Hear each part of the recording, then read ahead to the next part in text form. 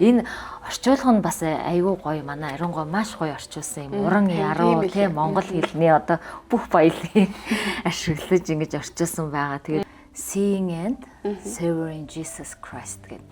Орчуулах юм бол Есүс Христийг харж тэгээд амталж таашааж одоо savoring гэдэг нь болохоор ерөнхийдөө хүн ямар нэг юмыг сая би чихээр идсэн шиг амтлаад тэгээд тэрийг маш гоё амтрахаж тий таашааж гэж хэлж байгаа. Ер нь бол ангалагт сонсогдох юм байна. Таашаах уу амтлах уу гэхээсээ илүү. Гэхдээ яг Христэд итгэж амжаагүй, итгэгч биш хүмүүсийг хүмүүс зориулж бичсэн баг ганц ном нь энэ байхаа гэж хэлсэн байдаг байхгүй. Дээрээ ойлгоно гэдэг маань Есүс Христийн тухай бүх үннийг, бүх зүйлийг бид нар сүнсээрээ ойлгож одоо мэдэрч вау нэр тийм байна гэд бүр тэгж бүр энэ дээр надад бүр тийм ухаарл ингээд төрж исэн. Бүхий л номыг бичээстэй нийцэж буй эсгээр нь жишиж үнэл. J.C. Ryle. Итгэл үйлчлэлийн Мирагийн номын тавиур.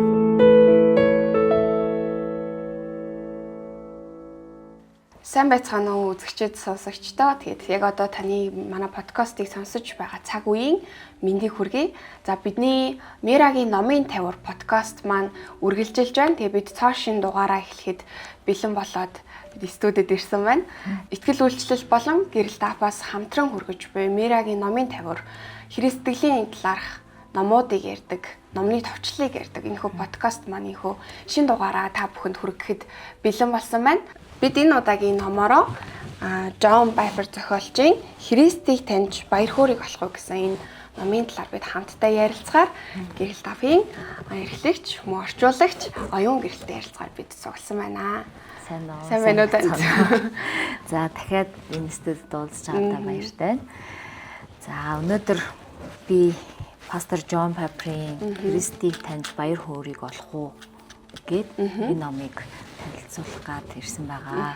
За тэгээд хоёлаа эхлэхээс өмнө бид ингээд ер нь маш тухтай чөлөөтэй ярилцгаална. Тэгээд та чихэр идэрээ. За тэгээ.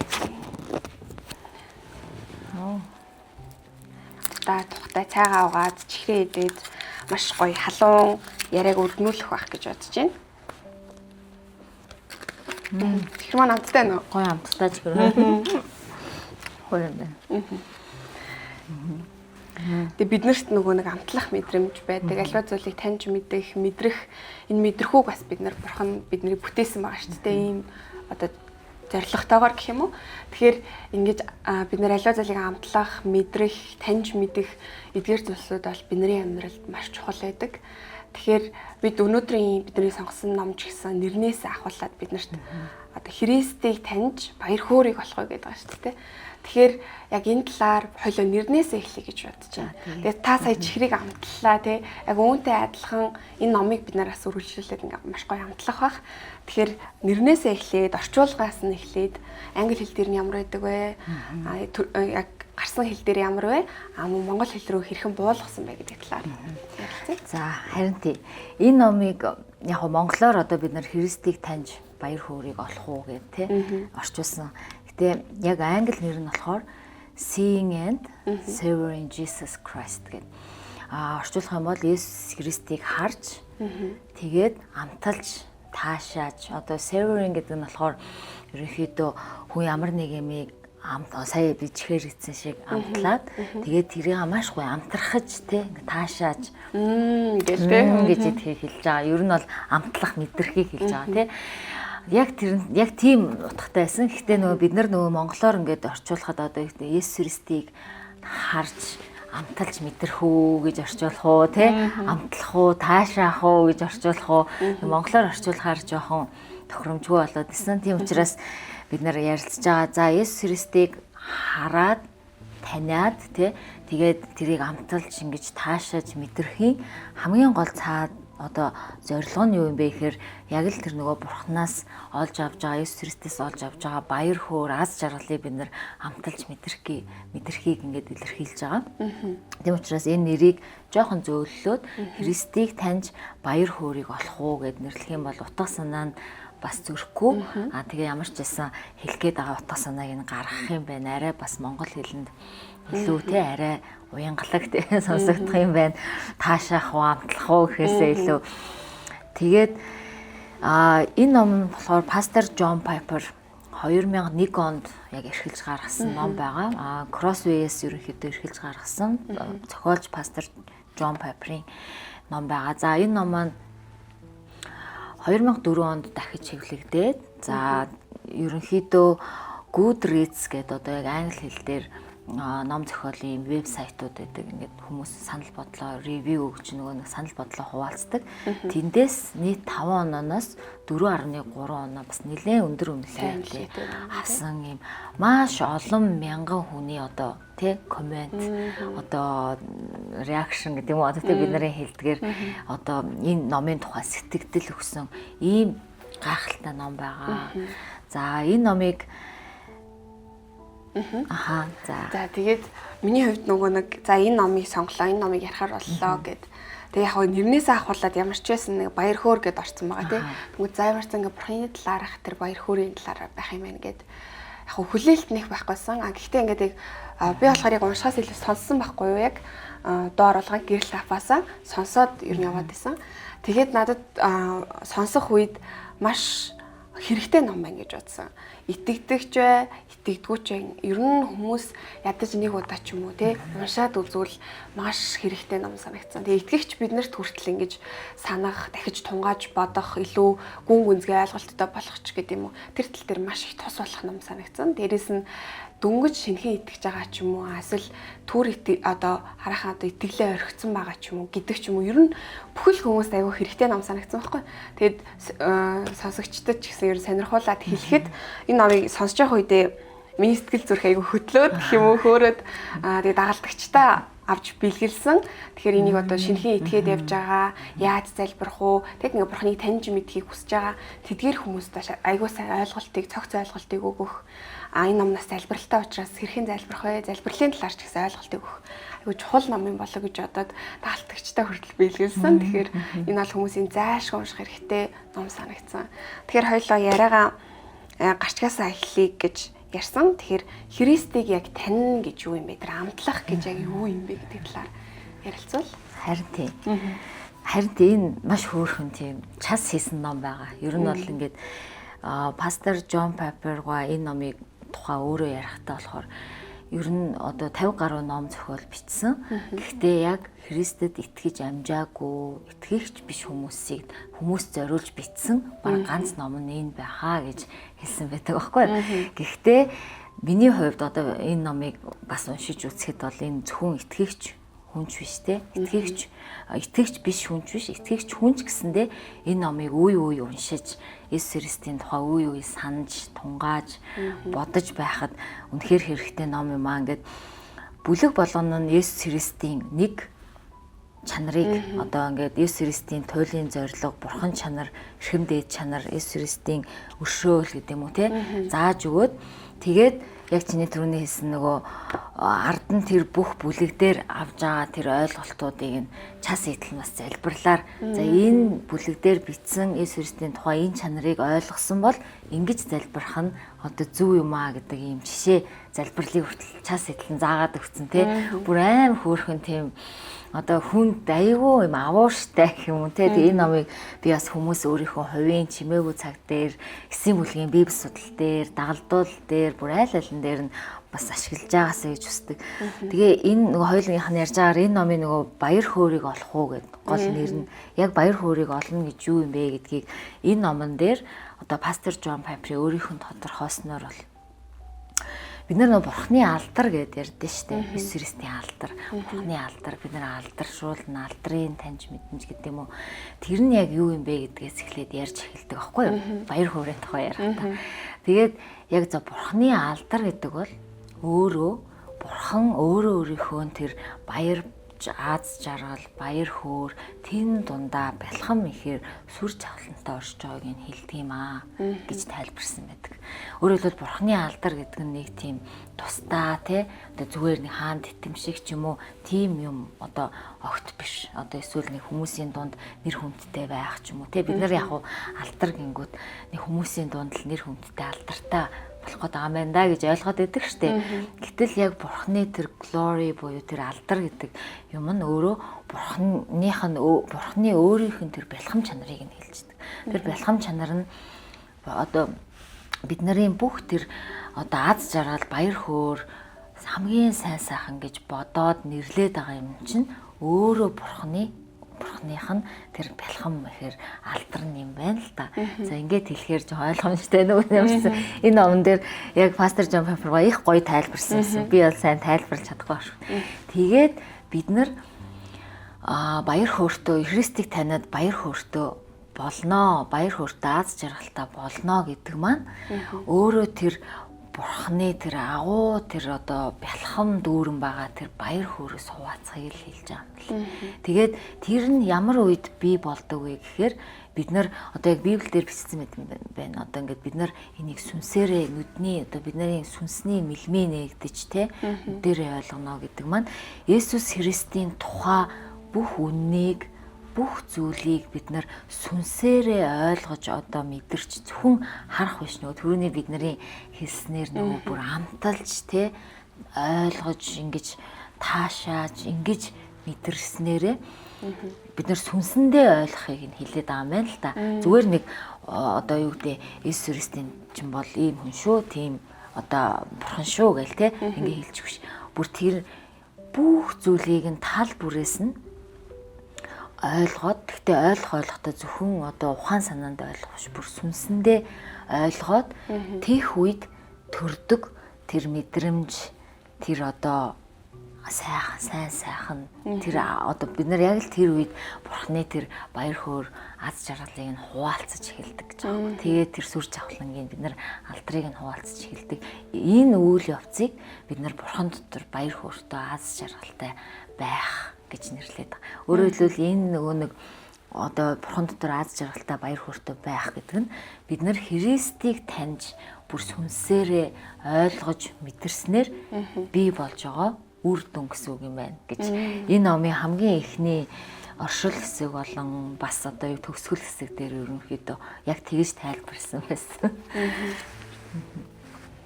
За тэгвэл одоо энэ ном маань нийт 13 бүлэгтэй байгаа шүү дээ. 13 бүлэгтэй. Мэдээч 13-ыг бид нэр ярихгүй. Энэ дотроос нөгөө хоёлаа бас урьдчилаад нөгөө ярьж байхад хүмүүсийн нөгөө тэр болгон анзааргүй итгэгч хүмүүс хүртэл ингээд өөрсдөө нэг анзаарч тунгааж боддгоо ч юм уу. Бас итгэгч биш хүмүүс ч гэсэн яг нь Есүс Христгээ сонсдог. Гэхдээ бас сайн мэддгөө ч юм уу. Тэр талаас нь одоо энэ 13 бүлгээс нэгийг нь ч юм уу. За энийг хүмүүс ер нь айгуу дутуу ойлгодог. Эсвэл буруу ойлгодог. Итгэгч хүмүүс хүртэл энийг сайн тунгаагаагүй байдаг ч юм уу.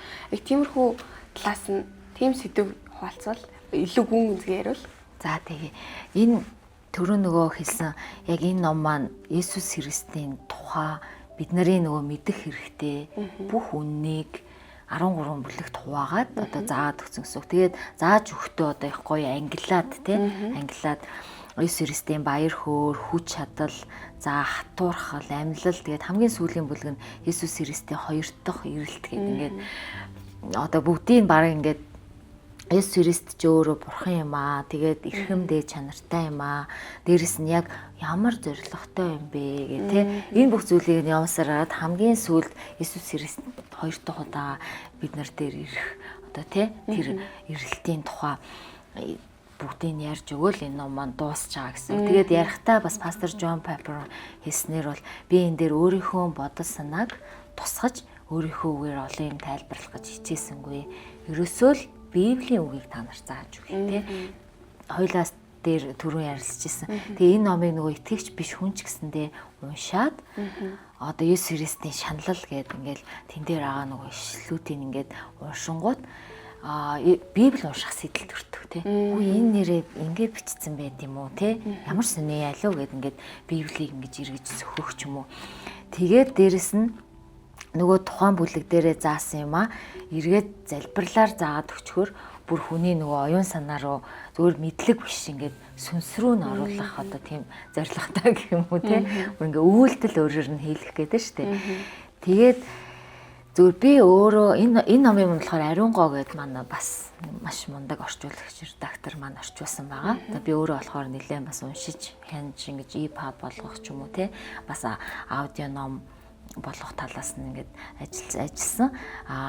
Энэ ном маань бас гэрэл тайпад аудио ном болоод орсон. Соёлоо бас жоохон байж байгаад ярилцээ. Тэгээ аудио ном аудиог нь сонссон юм шүү дээ. Тийм би болохоор аудиог нь сонссон.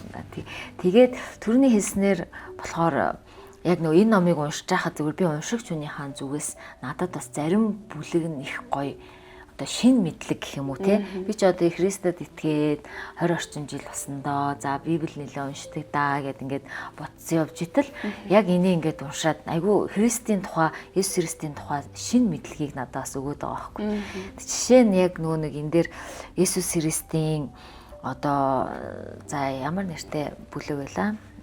Сатаныг устгах бус нүгэлтнүүдийг аврах алдар суу буюу Есүс Христийн авралын төлөх золиос гэдэг 9-р бүлэг дээр энэ дээр ингэж яахгүй ингэж асуусан юмсан. Ингээд одоо хүртэл яага сатан ингээд одоо бурхан ч юм уу Есүс бол агуу хүч чадалтай тий. Тэр сатаныг бүр тэр дор нь устгаад бүр юучгүй болгоод ингэж чадалтай. Гэхдээ яагаад одоо хүртэл сатан ингээд тий бас ингээд тодорхой хэмжээнд арай тэр хүртлээ болч. Гэхдээ бол Есүс загалмаа дээр сатаныг бүрэн ялцсан. Гэхдээ одоо хүртэл бас арай бүрэн ингэж нөгөө нэг сатаныг бүр устгаагүй шүү дээ. Яагаад устгаагүй байдаг вэ? Бүх чөтгөрийг бүгдийг яагаад арчихгүй байгаа вэ? Хор хөнөөлийг нь яа устгаж болохгүй юу гэсэн. Тийм одоо хүртэл бид нар бас тэндээс болж жоохон зовж जैन тий. Ингээд соригдож जैन. Ерөн олон юмн дээр ингээд бидний амьдралд бас нөлөөлөд ингээд бас заримдаа байждаг.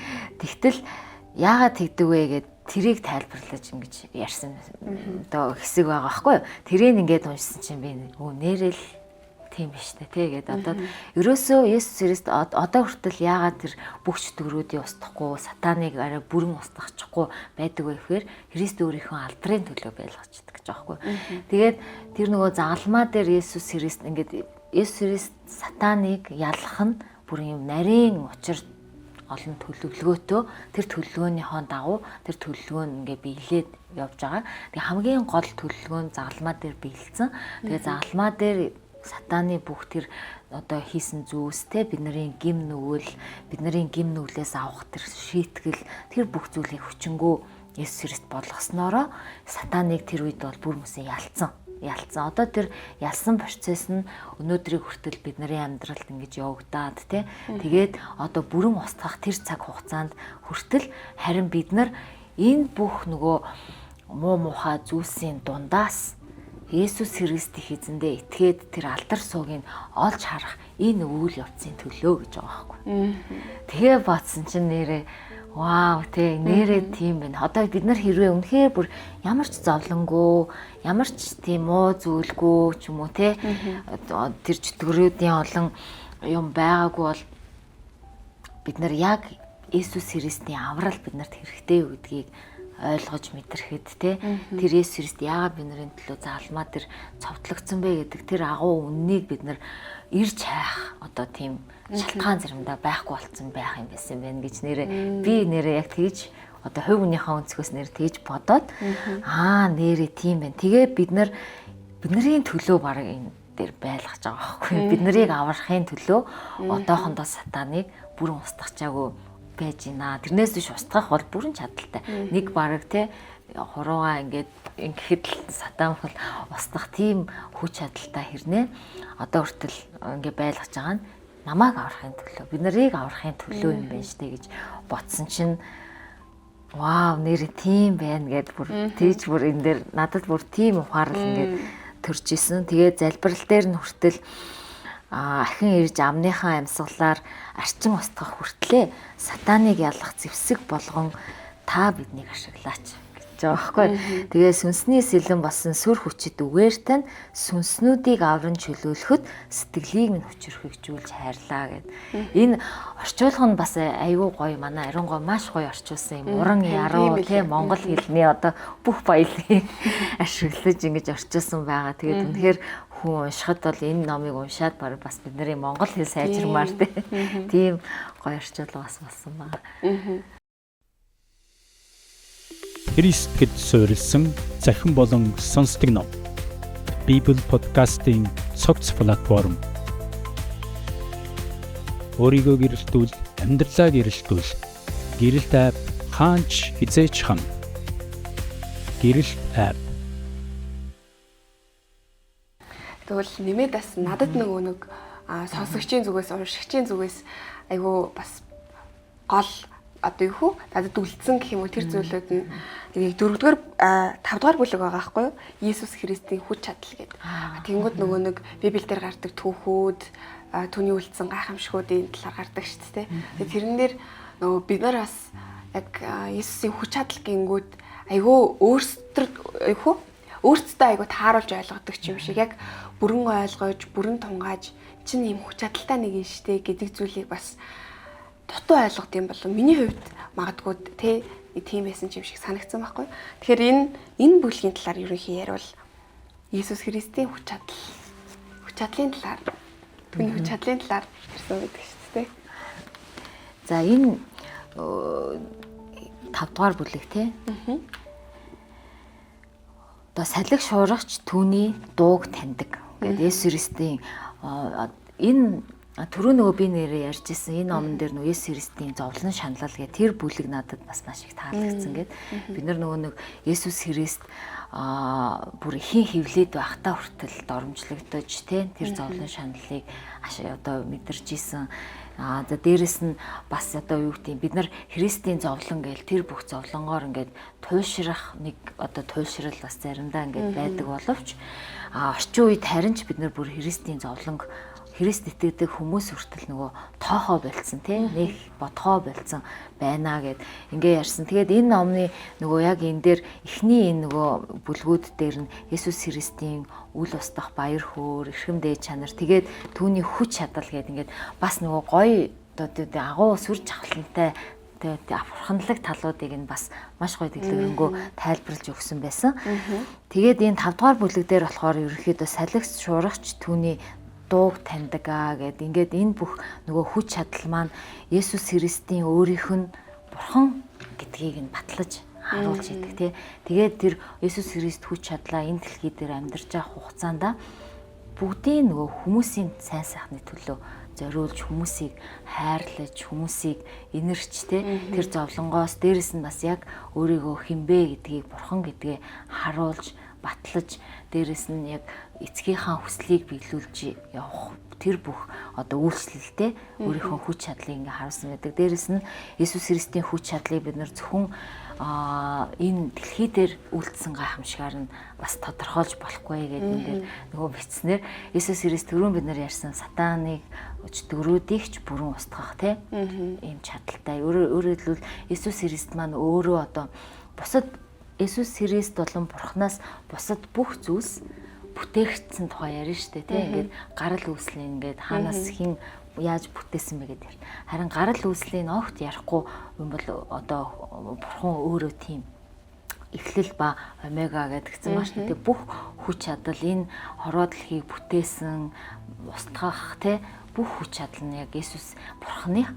Тэгээ Иесус Христ өөрөө Бурхан учраас тэр хүч чадлыг бас одоо тий автагаа хамтран одоо их адилхан хүч чадалтай гэдэг утга санааг нэг бурхан чанарыг нь илүү тодорхойлох гэж энэ дээр яг бичиж өгсөн юм шиг надад санагдсан. Тэгээ бид нар тэр хүч чадлыг нь бас хараад бид нар илүү тэр нөгөө бурхан чанарыг нь ойлгож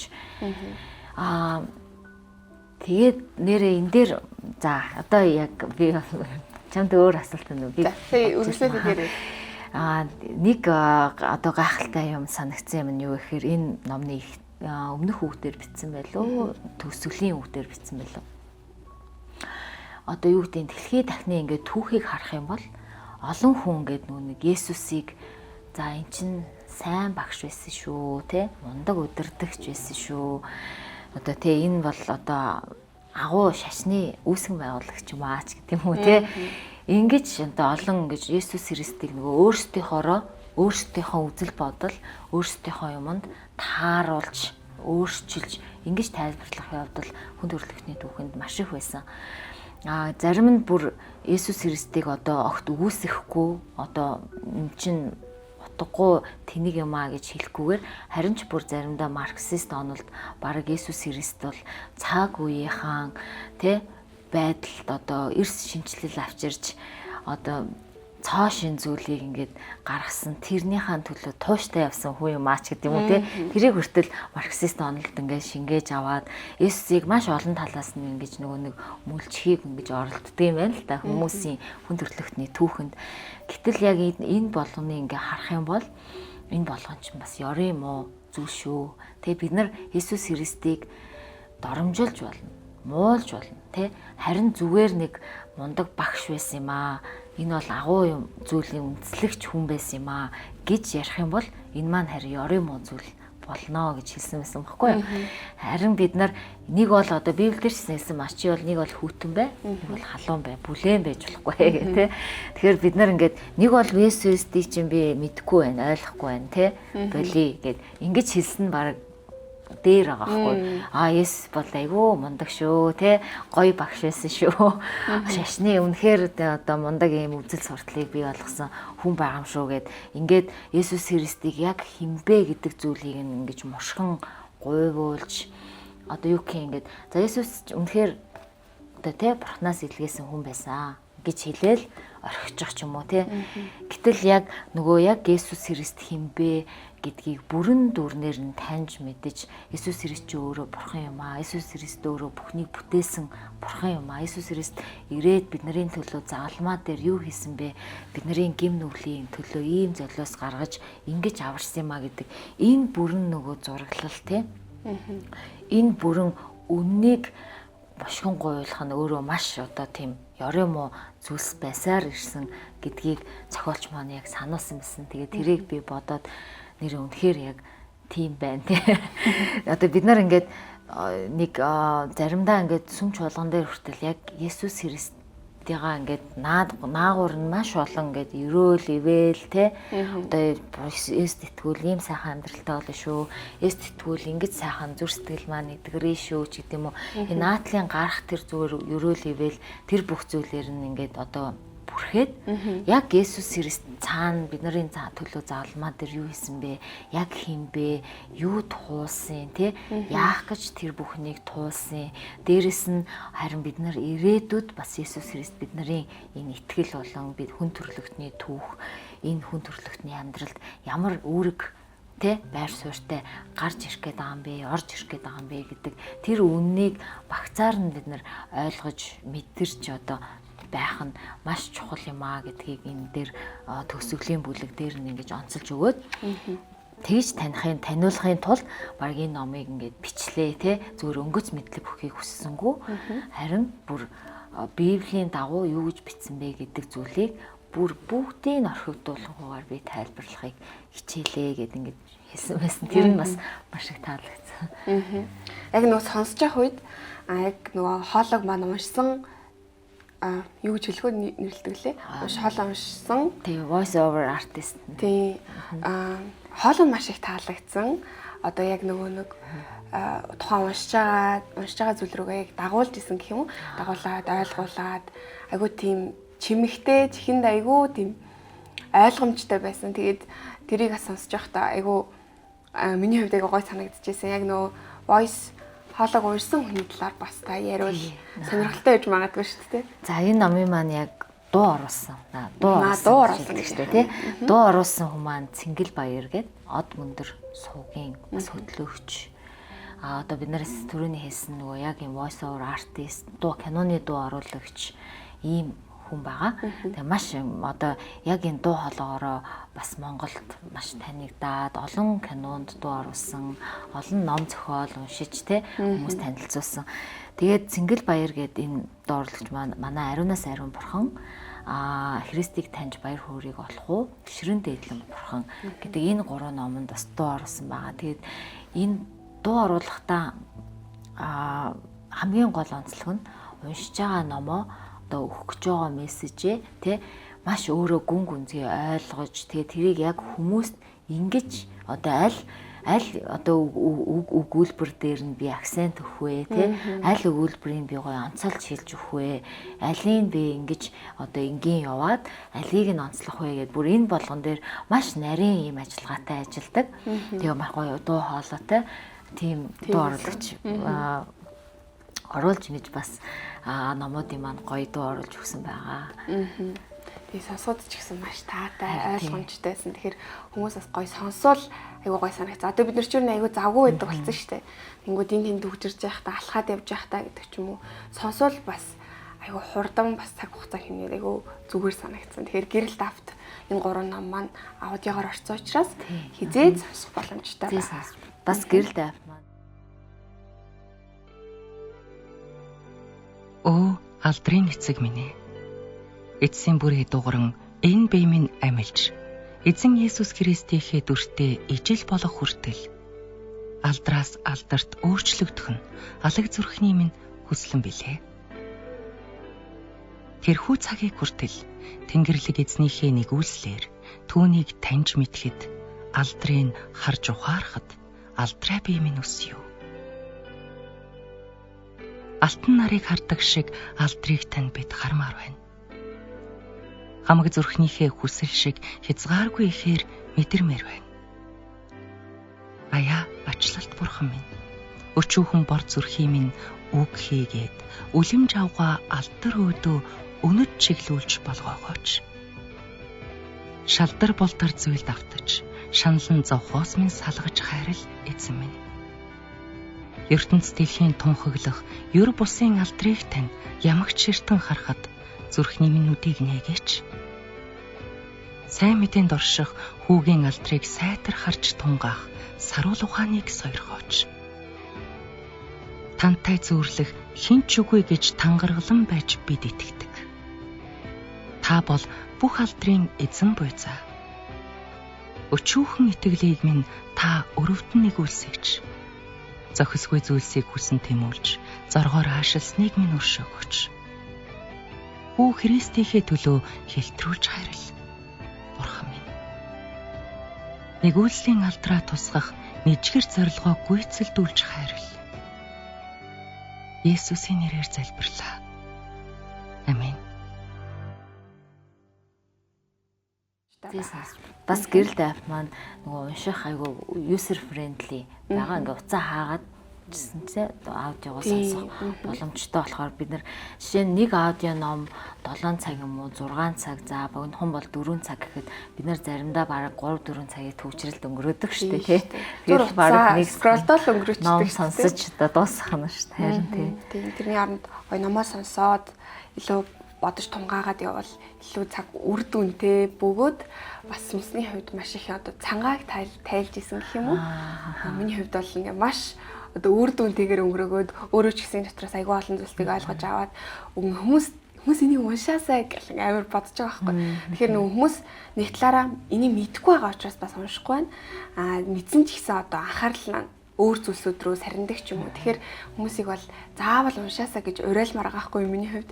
Тэгэхээр миний хувьд уншаад маш их урам зориг авсан, шинэ мэдлэг мэдээллүүдийг авсан, одоо сүнснийхаа цангааг тайлсан гэдэг ч юм уу. Олон зүйлсүүд үргэлжлүүлээд би нөгөө дагалдуулдаг хүмүүстэй бэлгэлээд одоо энэний талаар улам илүү одоо судалж мэдэрэй гэл энэ чинь бас нэг юм эзний ажил, бурхны ажил хийгдээд байгаа хгүй тий.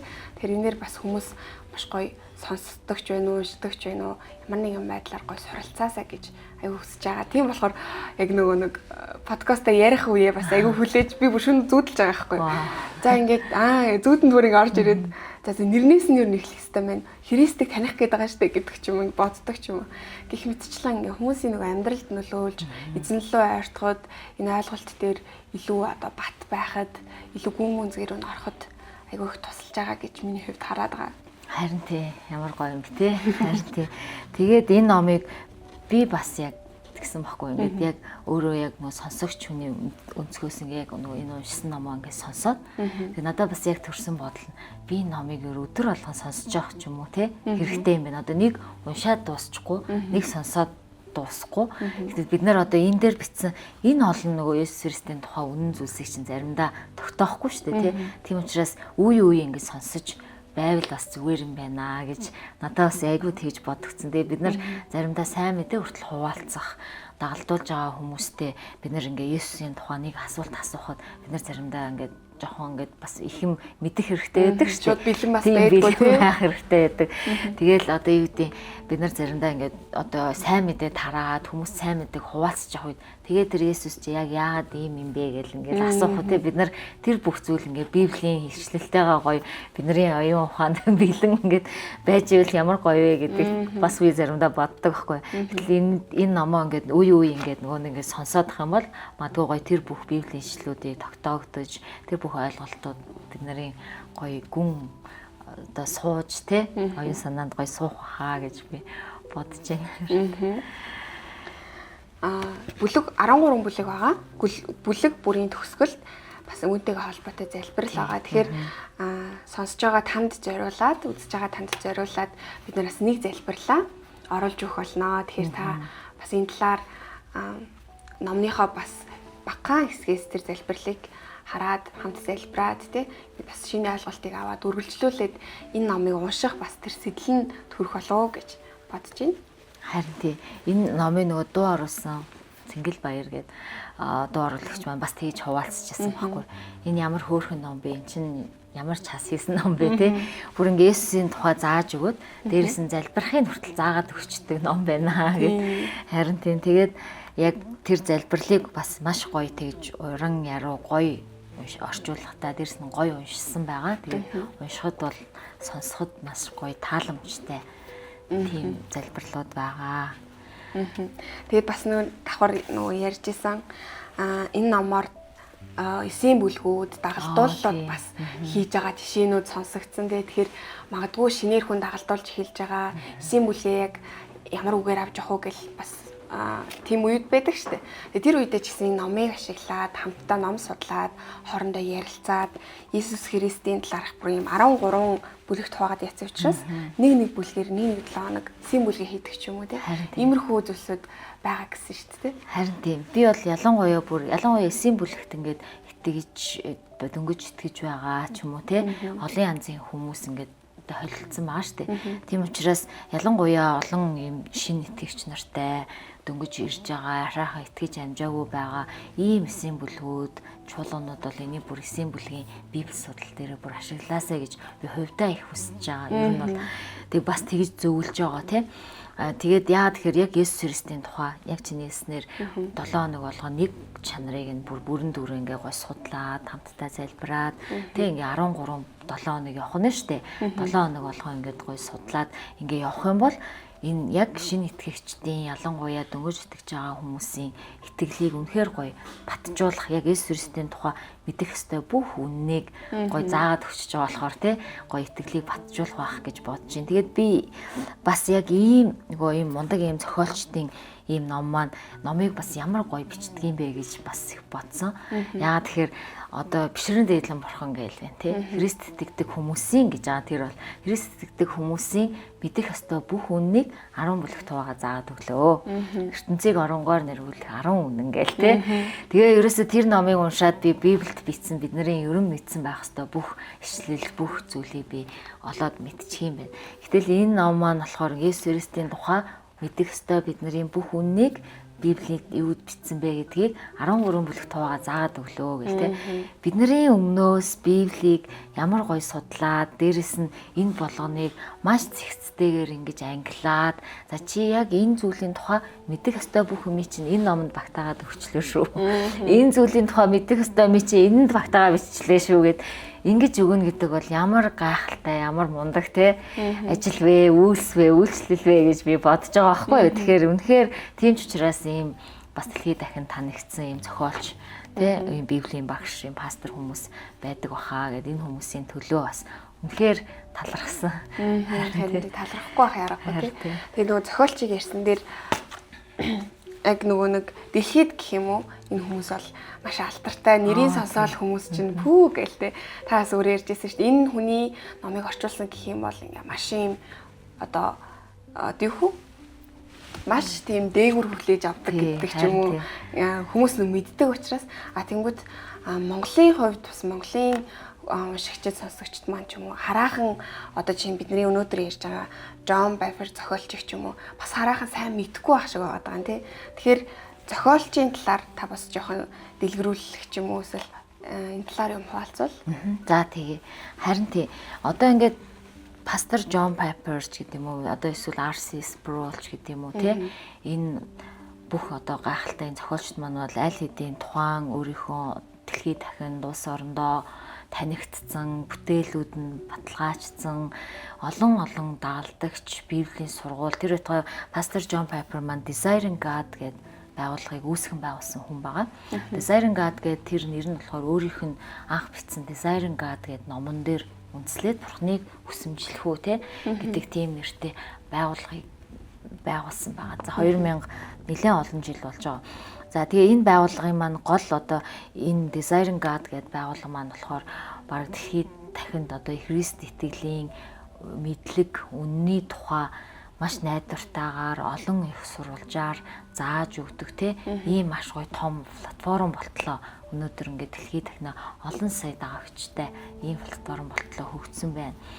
За дээрэс нь бас нөгөө түрүү ярьсан R.C. Sproul бидний ариунаас ариун бурхан гэдэг дараагийн ярих номын маань зохиолч бас маш одоо олон ном зохиол гаргасан Ligonier Ministry гэдэг байгууллагыг үндэслэн байгуулсан маш олон газар дагалдагч бэлддэг ийм тий сургуулиудыг байгуулсан ийм одоо нэр хүн дээрээ хийсэн ажилласан үйлчлэлээрээ танигдсан ийм хүмүүс байна л да. За тэгээд Desiring God гэдэг байгууллагын энэ гол одоо өгдөг хүмүүст өгдөг одоо idea гэх юм уу мессеж те одоо санааг нь болохоор ерөөсөө л чи бурхан сэтгэл ханамжтай байх юм бол бурханыгаа хамгийн ихээр алдаршуулж чаддээ шүү. Бид нар бурхан дотор баяр хөөртэй байх нь бурханы бидний төлөө гэсэн зориг юм аа гэдгийг хүмүүст нэг ойлгуулж энэ аз жаргал баяр хөөртэй Христ итгэлийн амьдралыг хүмүүст таниулах гол тэр одоо санаануудыг хүмүүст түгээж байдаг гэх юм уу те. За Пастор Джон Пайпер маань түрүүн бид нар бас нэг амьдралаа бүр дээр бас танилцуулж исэн. Ингээ 50 гаруй ном бичсэн. Тэгээ 30 гаруй жил яг ахлах пастраар үйлчлээд Библийн одоо Бэтлехэм Библийн коллежийн захирлаар бас ажиллаж исэн ийм одоо зохиолч хүн байгаа. Тэгээд Ask John Piper буюу John Pastor-аас асууя гэдэг подкаст одоо дэлхийд дахинаа ингээд явж байгаа. Өнөөдрийг хүртэл 10 хэдэн жилийн туршид өнөөдөр 2200 хэдэлээ баг тэр дугаар дээр өнөөдрийг хүртэл Пастор Джон Пайпер маань подкастаа хийсээр л байгаа. Тэгээ тэр нь болохоор ерөөсөө дэлхийд дахны бүх газар оршин сууж байгаа итгэгчдийн асуултанд хариулдаг. За хүн ариун сүнсээр яаж дүүрэн байх юм бэ? Хүн авралаа алдаж болох уу? Тэ? Ингээ бүх одоо нарийн ийм одоо эсвэл одоо орчин үед бид нар гайхамшгууд байна уу? Тэ? Одоо үнэхээр сүнсний бэлэг авьяас гэж байна уу ч гэдэм үү? Бүх асуултанд ингээд хариулаад ингээ явдаг. Тийм подкастыг хүртэл өнөөдрийг хүртэл бас ингээд хийгээд явж байгаа. Маш өндөр настай бас ирнэ хийгээд явж байгаа ийм зохиолч байгаа. За тэгвэл өнөөдөр бид Джон Байфер зохиолчийн Христийг таньж баяр хөөргийг олохыг гэсэн номын талаар хамтдаа жоохон хэсгээс нь маш жоохон хэсгээс нь ерөнхий байдлаар хамтдаа ярилцлаа. Тэгээд сонсогчдаа үргэлжлүүлэн намыг судлахыг магадгүй одоо өөр итгэгч биш хараахан итгэж амжаагүй тэдгэр хүмүүст бас санал болгох бас ийм ширээний бас аягүй чухал номуудын нэг болох байх гэж найдаж байна. Тэгэхээр та аудиогоор эсвэл биетээр аваад уншаад үзээрэй. Тэгээд энэ үнэхээр таны үнэхээр Христийг таньж тэр баяр хөөргийг олох тэр гахалтай үннүүдийг мэдчих авах хаа гэж найдаж байна. Тэгээд хүрэлцэн ирээд бид нартэй номынхаа талаар дэлгэрэнгүй бас сонирхолтой байдлаар ярилцсан танд маш их баярлалаа. Маш их баярлалаа. За. баярлалаа. Бид өнөөдрийн дугаараараа гэрэл таавтай хамтран гэрэл тааваас эрхлэн гаргасан Джон Байфер зохиолчийн Христийг таньж баяр хөөргийг олох уу гэсэн номын талаар хамтдаа багахан хэсгээс нь ярилцлаа. Тэгээд та энэ номыг бүтнээр нь уншихыг сонсохыг хүсвэл гэрэл таав аппликейшнээс ороод худалдаа аваад сонсох боломжтой шүү. Та тэгээд энэ номоор бас өөрийнхөө Иесус Христийн талаарх тэр үннүүдийг мэдхээс гадна бас шинэ хүмүүсийг дагалдуулах, эсийн бүлэг удирдах гэх мэт бидний үйлчлэлд эснийг алдаршуулах гэдгээр ажлуудад биднэрт бас туслах юм ном учраас та бүхэн манаас авч уншиж хэрэглээрэй. Тэгээд эзэн доторх тэр гахалтай мэдлэгээ бас эзэн доторх тэр эзэнтэй харилцаа тэдгээр зүйлсүүд дээрээ бас маш олон ойлголтуудыг ойлгож авах байхаа гэж найдаж байна. Дараагийн шинэ номоор уулзлаа. Баяртай. Тэгээд та бүхэн бидний үйлчлэлийг бас дэмжиж эргэн тойрны сонсох хэрэгтэй тэдгээр найз нөхдөдөө бас хуваалцаж өгөөрэй гэж хүсэж байна. Тэгээд ингэснээрээ бид цаашаа үргэлжлүүлж олон гайхалтай номуудыг хамтдаа судалж мэдэж бас эзний ажлыг гайхалтайгаар хийх байхаа гэж найдаж байна. Тэгээд бидний энэ бүхний хийж байгаа зорилго бол та эзэнтэй харилцах тэр харилцаатай нь улам гүн үнцгээ байж эзнийг улам илүү таньж мэдэж бас өөрийн байгаа газараа эзнийг алдаршуулаасаа гэсэн тэр үүднээс энэ бүхний хийж байгаа. Тэгэхээр та бас энэ бүхнийг нэг хэсэг болоод явж байгаа танд маш их баярлалаа. Тэгээ үргэлжлүүлэн хүмүүст хуваалцаж бас биднийг дэмжээрэй гэж дахиалъя. Тэгээ дараагийн цоо шин номоор уулзтлаа. Түр баяртай. Зарим номыг амталж, заримыг нь залгиж, заримыг нь зажилж, шингээж авах хэрэгтэй. Фрэнсис Бэйкон. Итгэл үйлчлэлийн Мирагийн номын 50.